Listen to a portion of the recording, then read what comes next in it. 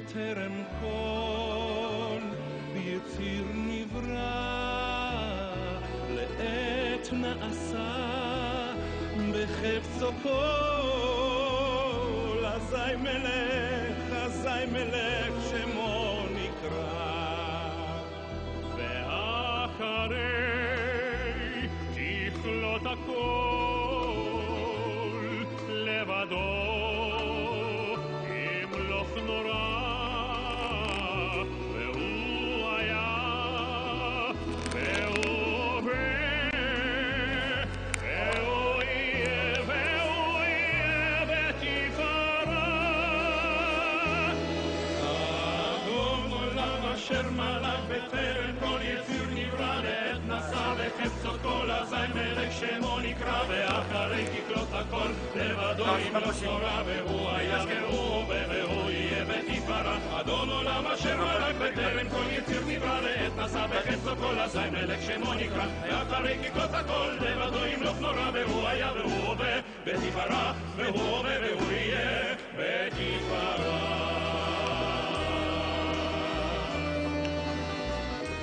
אדון עולם אשר מלך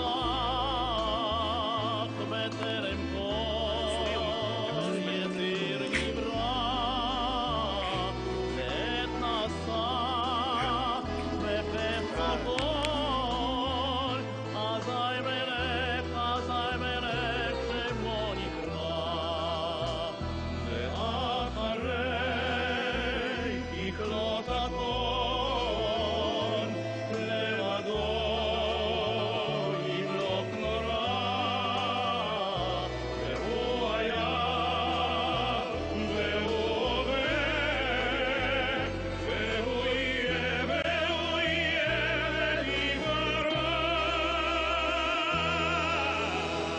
אדון עולם אשר מלך בטרם כל יציר נברא לעת נשא בחפצו כל אזי מלך שמו נקרא ואחרי תכלות הכל לבדו ימלוך נורא והוא היה והוא הווה והוא יהיה בתפארה אדון עולם אשר מלך בטרם כל יציר נברא לעת נשא בחפצו כל אזי מלך שמו נקרא ואחרי תכלות הכל לבדו ימלוך נורא והוא היה והוא הווה בתפארה Une grande famille.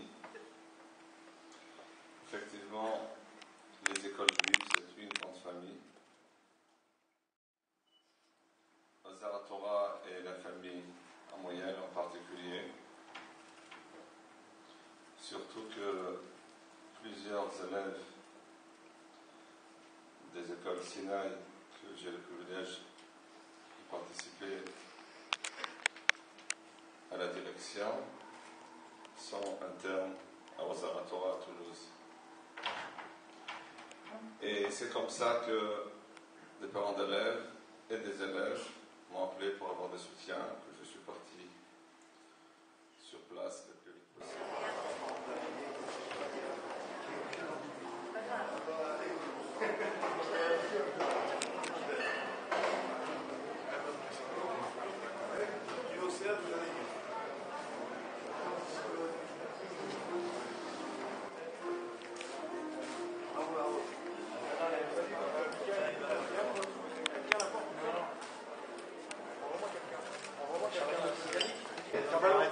Je suis dans la team Citruc.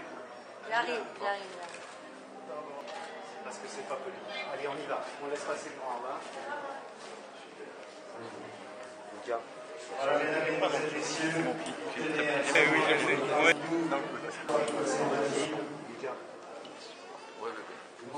d'accueillir l'effort qu'il a fait des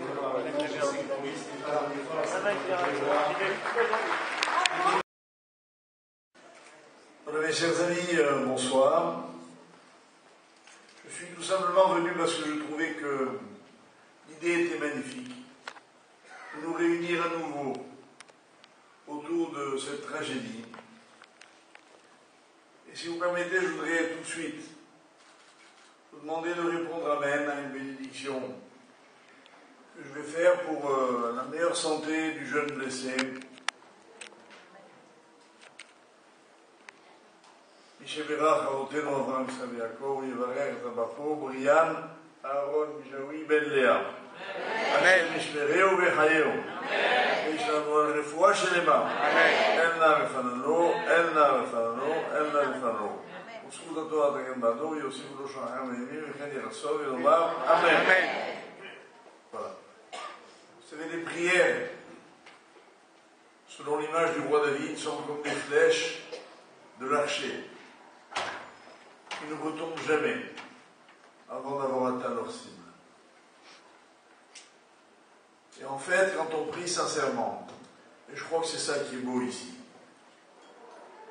pour quelqu'un qu'on ne connaît pas, la prière a encore plus de force. Parce que ce que regarde notre Créateur à tous, c'est notre capacité à nous mettre à la place de l'autre. Quand il s'agit de nos enfants, quoi de plus naturel?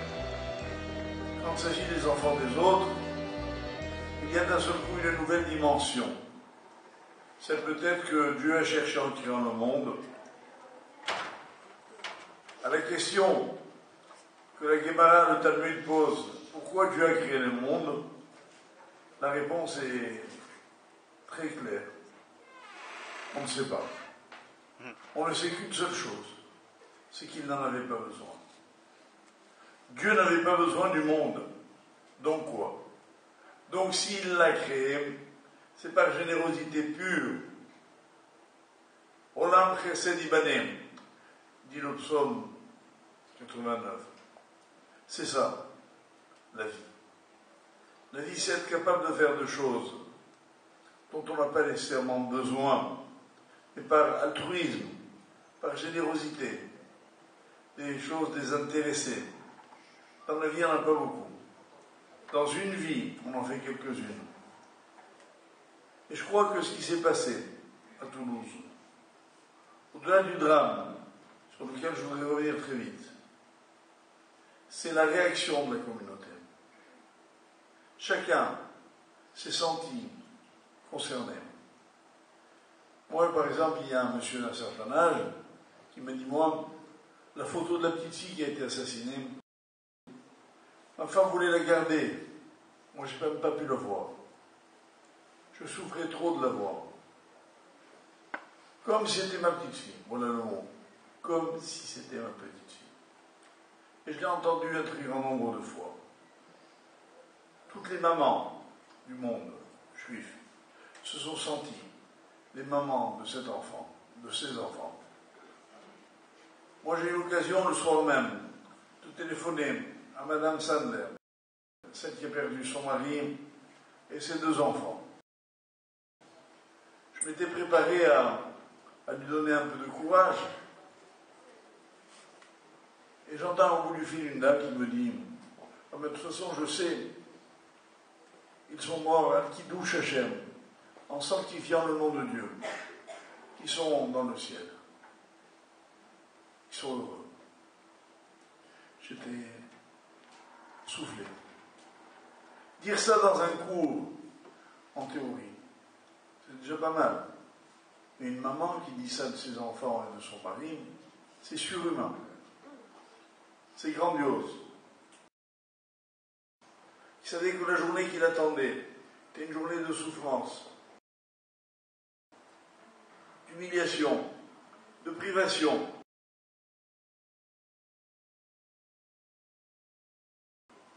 Écrite avec quelqu'un qui sait l'intention, la ferveur que contient chaque lettre. Chaque lettre, disent nos sages, est un être vivant. Écrire un Sefer Torah, c'est continuer à faire vivre ceux qui sont partis. C'est faire en sorte qu'au-dessus des lettres flotte une sorte de parfum d'éternité, qui est leur âme. Un Sefer Torah, il a une âme. Leur âme, la leur, de ceux qui sont partis, elle va entourer ce Sefer Torah. Elle va lui donner ce parfum exceptionnel de la fraternité, d'un peuple qui est comme une famille, qui n'oublie jamais et qui pourtant n'est jamais amer. Vous voyez, dans toutes les nations, quand de telles choses arrivent, parce que ça n'arrive pas qu'à nous, que font les gens? Vous le savez mieux que moi. Ils poussent des cris de vengeance, à mort ou criminels. compte, c'est retrouver le coupable, l'exécuter, etc. Rien de ça dans le peuple juif. Les familles des victimes ont dit, ça ne m'intéresse même pas de savoir qui c'est. Et c'est vrai. Ce qui compte, c'est pas cette petite vengeance d'un coin de rue qui fera que celui qui a tué sera tué à son tour. C'est la réaffirmation que seul Dieu est capable d'apporter une justice parfaite, totale, invisible. Et notre foi, c'est qu'elle aura lieu et que chaque homme sera puni comme il le mérite. Je n'ai pas besoin d'assister à sa punition. Je ne veux pas me repaître de scènes de violence. Je veux juste savoir que ce que fait Dieu est juste. On dit de Dieu, il est tzaddik veyachar. Il est juste et droit. Ça me suffit. Je peux continuer à vivre, sachant que quelque part, ces coordonnées-là seront toujours éternelles. Et c'est par rapport à elles que moi, juif, je me suffis. Je me situe. Et je vais donc continuer ma route, même si tout le monde ne m'aime pas. Et c'est vrai qu'il y a beaucoup de gens qui n'aiment pas les juifs. Que beaucoup veulent ma mort, ça ne m'intéresse pas. Parce que je sais qu'il y en a un, le plus puissant de tous, mon Créateur, qui veut ma vie. Il veut juste que j'en fasse quelque chose. Alors réalisons tous que nous avons beaucoup de choses à faire dans nos vies. Il faut prier pour vivre, non pas pour le plaisir de vivre. Les bonheurs que va nous donner la vie, mais la mission que Dieu va nous confier. Et qu'il faudra assumer coûte que coûte. Et on le pourra. Et c'est comme ça qu'on est heureux. Quelqu'un est heureux quand il fait ce qu'il doit. Le bonheur, c'est pas de faire ce dont on a envie, c'est de faire ce qu'on est obligé de faire. Voilà pourquoi chez nous un adulte s'appelle un bar mitzvah, c'est-à-dire le fils du devoir. Le devoir accompli, on devient un homme. Alors je savais que ce soir j'ai tenu tous ces propos parce que je parlais à des hommes et des femmes, des vrais. Ceux qui veulent assumer leur identité, leur vie, leur devenir, pour le bonheur des autres et pas le leur, et c'est comme ça qu'eux aussi deviennent heureux. Alors je vous bénis à tous en souhaitant que Akadosh Baruch Hu vous accorde une très longue vie, une bonne santé, vous protège à tous, que vous soyez en mesure de réaliser tout le bien qui est dans votre cœur et qu'on soit toujours là pour le constater ensemble, le vivre dans le bonheur, la paix parce qu'on en a besoin, la sérénité parce qu'elle permet à l'homme d'être lui-même et tout ceci dans la confiance totale en notre Dieu qui est le Dieu du monde entier, mais nous on l'appelle notre Dieu, qui est tellement proche, même on l'appelle notre Père. Cette proximité-là fait de sa grandeur, parce qu'il est proche de chacun, proche de tous, c'est ça sa grandeur. Alors je suis fier d'avoir trouvé des frères et des sœurs qui, comme moi, ont confiance en lui. Laissons-le continuer à nous diriger pour l'éternité.